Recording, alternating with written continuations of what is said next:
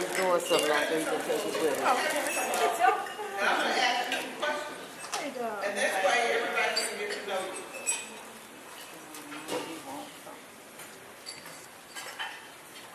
Okay, so what's your name? Donald L. Dowridge Jr.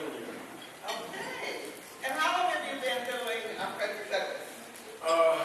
Next year, February 2019, will be 10 years. Wow, can we give them a hand? Okay. You've had a number of different performances. Which one are your most memorable? Believe it or not, the Charles Wright Museum in Detroit, Michigan, that is where the Queen of Soul was laid out. Oh, okay. And how did you get started doing Frederick Douglass? Well, believe it or not, as simple as it may sound, I was up one morning brushing my teeth, and I heard Frederick Douglass 3 times, and I looked around to see was anybody in the room with me, so it must have been a message, a message from God, and I took it off, read from there. Talking about. All right. Okay, awesome. Yes. Thank you. Okay. And I know you're the founder of DLD Enterprise. Can you tell us a little bit about that? DLD stands for Determined to Learn and Develop. It was created 26 years ago, January 1st, 1992, on the heels of my son, who at the time was in the 5th grade at Edison Elementary.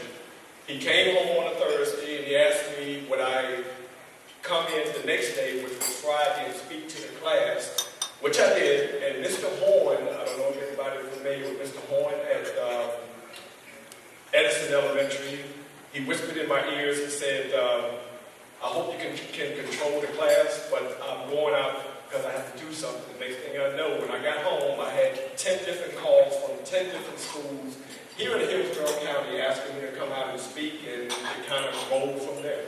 All right. Excellent. Any final words you want to, anything you want us to remember about you, about your business? Well, first of all, I'm getting a little emotional here, but I truly want to thank God for the opportunities that He's bestowed upon me and the doors that He's opened for me to educate and to spread the knowledge to our young people here, not just in Tampa, but in America, where I've been able to travel as Frederick Douglass and as Donald Dowridge motivational speaker.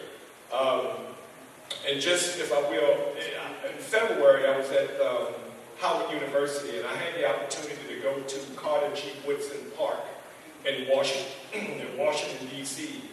And that was a moving experience to sit there with Mr. Woodson and to carry on a conversation in my mind with the statue of Mr. Woodson and the greatness that he's done with bringing Black History Week, and now we have Black History Month. So with that, you know, it's been a 22-year dream that I've lived, and I'm just thankful that God is allowing me to continue to spread the word about our history, our Black history, to our young and up-and-coming, for they are the ones that's going to take us into the future. So with that. Thank you. Can we give them a round of applause?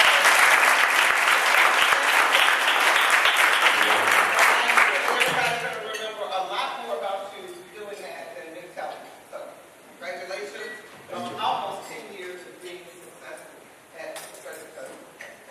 It's an honor. Oh, one other thing I was going to say. Okay. If you are Facebook participants, take out your phones. Let's go Facebook Live. Let's blow it up. Let's let everybody know that next year they want to be here because what? History what? Matters. And yes, it does. History does matter. Ladies and gentlemen, first of all, I want to say thank you very much for allowing me this opportunity to bring a portion of Frederick Douglass to life to you.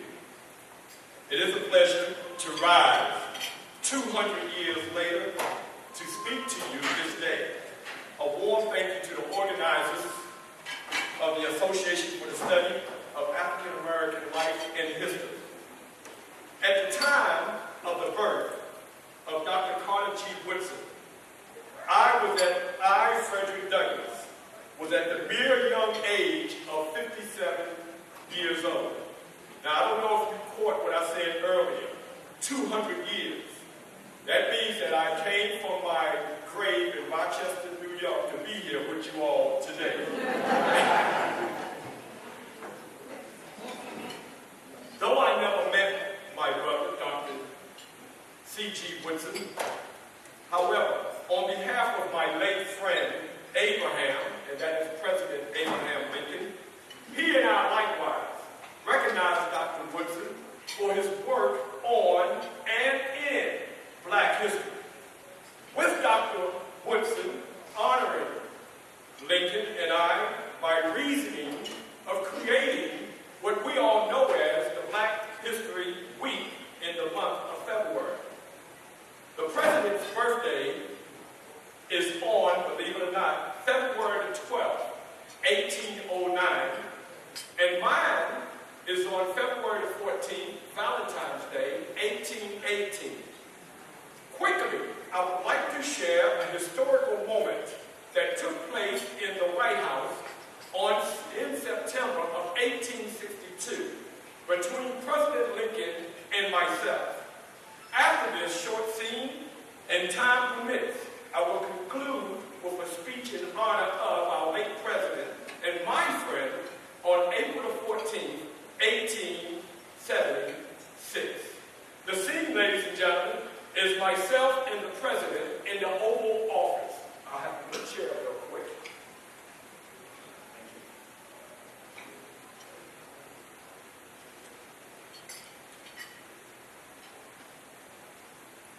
During this time, I am the first black man to enter into the White House. And I must let you know that upon knocking on the door, there are white guards there that tells me that no blacks are allowed. You're not allowed to come in. However, as he's telling me this, I just happen to see walking by no other than the President of the United States. And I said, President Lincoln! President Lincoln! And he looks and he says, oh, my friend, Frederick! Come on in, Frederick! Move! Frederick, come! So, I walk and we chat all the way to the Oval Office where he moves towards the desk and he invites me to sit down, such as. And he asks me. Now, please understand, and this is basically for the young ones in the audience today. If you notice, when I sat down such as, and I got comfortable. Notice that I did not sit down such as.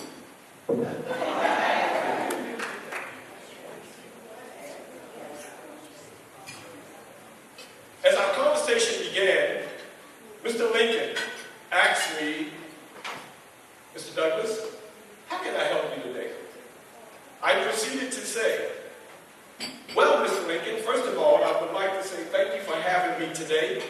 I come, sir, because I'd like to discuss with you two matters that are close to my heart. The first matter that is close to my heart, sir, is the freedom of my people. And the second matter, since we are in war, civil war, I would like to talk about my black brothers who are serving currently in the military. If you will, sir, my first matter is my black brothers that are serving in the military. I come here today, sir, to discuss the matter that I am interested in seeing these black men being equally paid, equally quarters, and, of course, health. It has been noted that when our brothers, or my brothers, are caught by the Confederate, they are treated as slaves. Whereas when the white soldiers are captured, they are treated wine and dine, if you will. I would like to even out the score. The second matter is, I am very interested, sir, in the freedom of my people. I think the time has lapsed, and I think this is something that we should put on the table and discuss.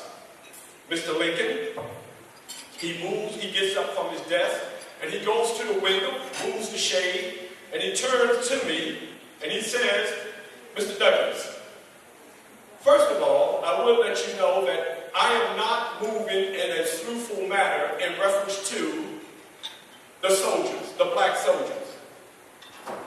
We are moving in such a realm, if you will, that we want to assure that the black soldiers who we recruit out of slavery, that they are carrying out the mission appropriately, and on top of that, we will begin to pay the soldiers appropriately. Now, if you don't know, ladies and gentlemen, the white soldiers were being paid $13 a month.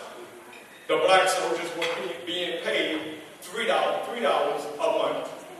So you can see the difference in the pay there. So, in reference to the freedom of my people, Mr. Lincoln moved forward to say that, Mr. Douglass, we are working on that as well, and we assure you that in due time, your people will be free.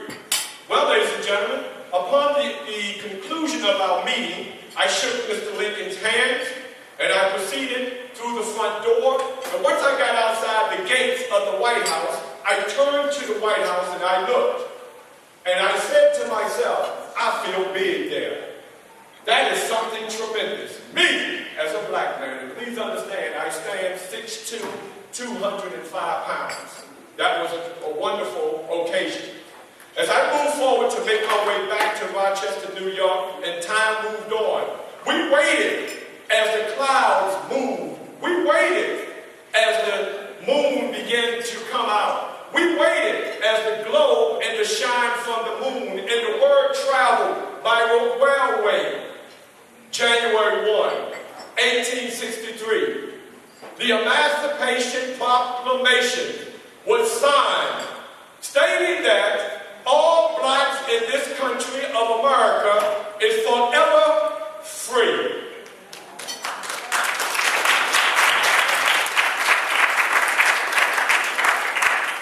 If time allows, I would like to share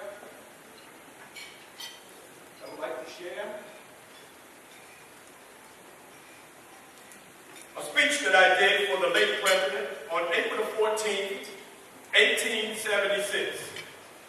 Friends and fellow citizens, this occasion in some respects is remarkable. Wise and thoughtful men and women of our race, who shall come after us and study the lesson of our history in the United States, will make a note of this occasion. They will think of it and speak of it with a sense of manly pride and complacency. We stand today at the National Center to perform something like a national act.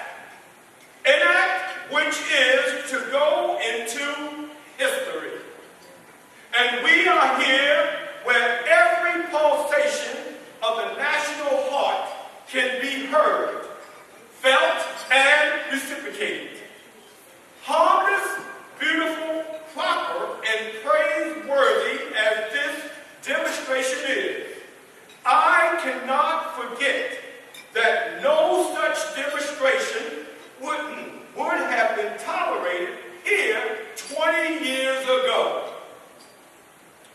The spirit of slavery and barbarian, which still lingers to blight and destroy in some dark, distant parts of our country, would have made our assembling here the signal and excuse for opening upon us all the floodgates of wrath and violence.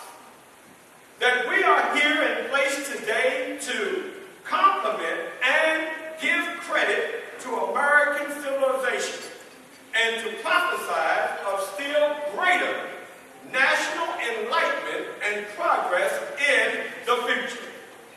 The sentiment that brings us here today is one of the nobles that can stir and thrill the human heart. It is the first time that, in this form and manner, we have sought to do honor to America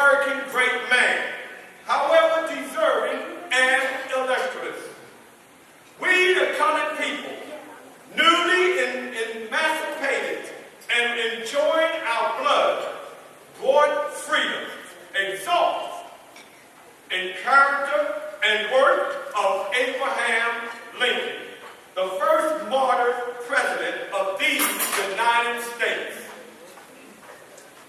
He was preeminently the white man's president, entirely devoted to the welfare of white men. He was ready and willing at any time during the first years of his administration to deny, postpone, and sacrifice the right of humanity in the colored people to promote the welfare of white people of this country. He came into the presidential chair upon one principle alone, namely opposition to the extension of slavery. Under his rule, fellow citizens, I end as I begin with congratulations. We have done a good work for our race today in doing honor to the memory of our friend and liberator. We have been doing the highest honors to ourselves and those who come after us. When now it shall be said that the colored man is soulless, that he has no appreciation of benefits or benefactors, when the file of reproach or ingratitude is hurled at us, and it is attempted to scrounge us